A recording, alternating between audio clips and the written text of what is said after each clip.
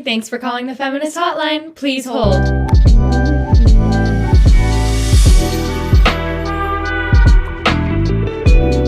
Hi. Welcome back to the Feminist Hotline podcast. I'm Harper. And I'm Dylan. And this week we are going to be talking about something very interesting, and that is violence in a intimate relationship, specifically with teens. This is a really interesting topic because there's so many layers to it, and that's why we have finally decided to make our first series episode. And it's really cool because for a couple episodes it's just going to be stuff surrounding this topic, and I'm really excited for I'm excited too. I'm excited for one of the episodes because we're going to be reading the journal entries of someone close to us who experienced violence within a relationship as a teen, and maybe even interviewing her, which is really exciting. And it's really sad, but I hope we're helping. I hope we find someone. This educating for you guys and interesting. And I hope we're helping maybe someone who might be experiencing this, or So, how was your week, Harper? Oh my god, Harper has the funny story. Also, by the way, we're talking like kind of quiet because it's like 11. It's like 11 a.m. or 12 p.m. And we're not really supposed to be awake right now. We're just recording. So just like shh. So my school does this thing like once a month, a student recognition, and it calls you up in front of everybody for being something like an ally or a leader. Yeah. And Harper got called up. Woo! And it's like, why? And it was so funny. I'm sorry. I'm trying to be so supportive, but it was hilarious. It was in front of my whole grade, and they were like, Harper's an ally because she helps new students. And I'm like, I don't talk to anybody but my friends, and I know that sounds bad. It's just I don't have the energy usually, and so it just makes me, I don't know. It was kind of embarrassing, but it was okay because I got a medal, and my friends bit the medal. That was interesting. I tried to see if it was cool. Okay, let's get right into this week's episode. Oh, and this is the first episode we're doing. Well, I think we're going to do this more often. We made Google Slides of the stuff we're going to be saying. Oh, yeah. I'm so excited. It's going to be more organized. We're so sorry. We listened to previous episodes. We're so sorry. For what?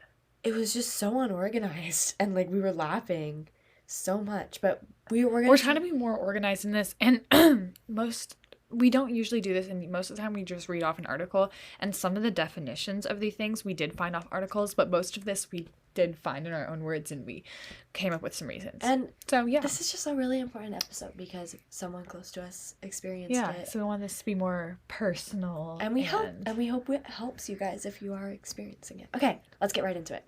Before we start this episode, trigger warning for abuse. What is intimate partner violence? Intimate partner violence, also known as IPV, is abuse or aggression that occurs in a romantic relationship. Intimate partner refers to both current and former spouses and dating partners. IPV can vary in how often it happens and how severe it is. There are 4 types of IPV: physical abuse, mental abuse, financial abuse, and sexual abuse. We're going to go more into detail on these topics soon in this episode. At the end of this episode, we are going to give you details on how to get help if you are in this situation, specifically if you are a teen. But the resources can be used for any and all ages. The first type of IPV we are going into detail about is physical abuse. Physical abuse is any intentional act causing injury, trauma, bodily harm, or other physical suffering to another person. It can be confusing to know if you are being abused in this way. If you think that you might be getting physically abused in an intimate relationship, here are some things that might help you. 1. Look back on what happened. Was this harm being inflicted to you so you would feel pain, scared, or uncomfortable? 2. Did your partner know that while they were doing this, it wasn't a joke? 3. Did your partner, after the physical harm was done, try and tell you that they do this because they love you, or that it wasn't a big deal, or in any way try and manipulate you into thinking that this is normal? If any of this is happening to you, you are being physically abused, and I know that this is hard to hear. If you know a friend who is going through this, please show them the resources we will provide at the end of this episode. The second form of IPV we will be going into is mental abuse. Mental abuse is a form of abuse characterized by a person subjecting or exposing another person to a behavior that may result in mental trauma, including anxiety, chronic depression, or PTSD. It is often associated with situations of power imbalance in abusive relationships and may include bullying, gaslighting, and abuse. in the workplace. Mental abuse and in all forms of IPV are manipulation and can trick you into thinking that you deserve it and/or it isn't happening and that it's normal. It is hard to know if you're being mentally abused because it involves a heavy amount of manipulation. However, here are some things that may help you confirm that you are being mentally abused. Number 1, does your partner often verbally threaten you, insult you, or use other tactics to make you feel threatened, inferior, ashamed, or degraded?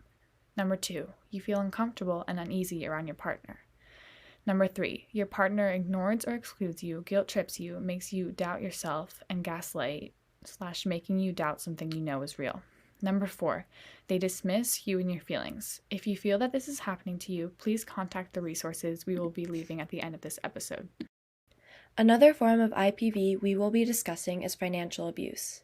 This can be defined as theft of money or possessions, fraud or scamming, preventing a person of access to their own money, benefits, or assets. In general, making someone scared to leave a relationship because they are not financially stable or free enough to live on their own, or as they did before the relationship. In some extreme cases, mainly in marriages, the person who is being abused cannot leave the marriage because they will lose everything they have. If you are unsure if this is happening to you, here are some things you may be experiencing if it is. 1, you don't feel safe to leave your relationship because you are scared of not having money because your partner is holding your money from you. 2, you can't spend or access your money or possessions without your partner's permission. 3, you feel dependent on your partner because you don't feel you have your own money anymore, or your money feels more like your partner's money than yours and they are controlling your finances. The last form of IPV we will be talking about today is sexual abuse. The definition of this is abusive sexual behavior done by one person upon another that makes the other person feel uncomfortable or unsafe in a sexual way, often known as rape or assault within the relationship once or multiple times. There are different forms of sexual abuse. Number 1, unwanted sexual activity. Number 2, refusing to use condoms or restricting someone else's access to birth control. Number 3, sexual content with your partner that is drunk, drugged, or unconscious, or unable to give yes or no. Number 4, threatening or pressuring someone to participate in sexual activity. If you are experiencing any of this in your relationship or feeling uncomfortable or forced to do something sexually with anybody, then that is sexual abuse.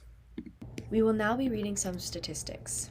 Nearly 1 in 11 female teens will experience IPV, and 1 in 14 male teens will experience this. It is important to be aware of this issue and help those experiencing this because of how common it is, and a lot of teens do not know how to get help for it.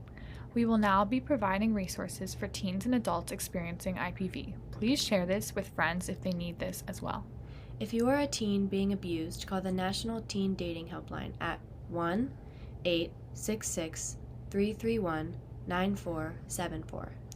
If you have been raped or experienced sexual violence, call the National Sexual Assault Hotline at 1-800-656-4673.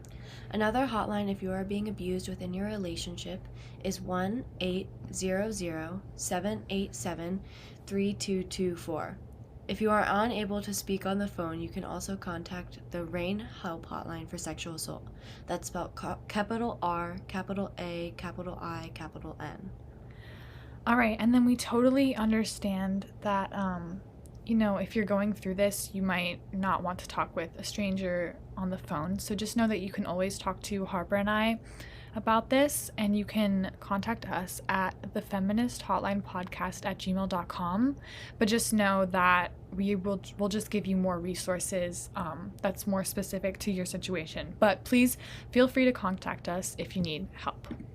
Okay, thank you so much for listening to this episode. Sorry it's a little short. But also this is a series. Just keep that in mind. We're gonna have more. Yeah, at least one more episode on this topic. We're really excited. We're excited for the next one. It's gonna be fun.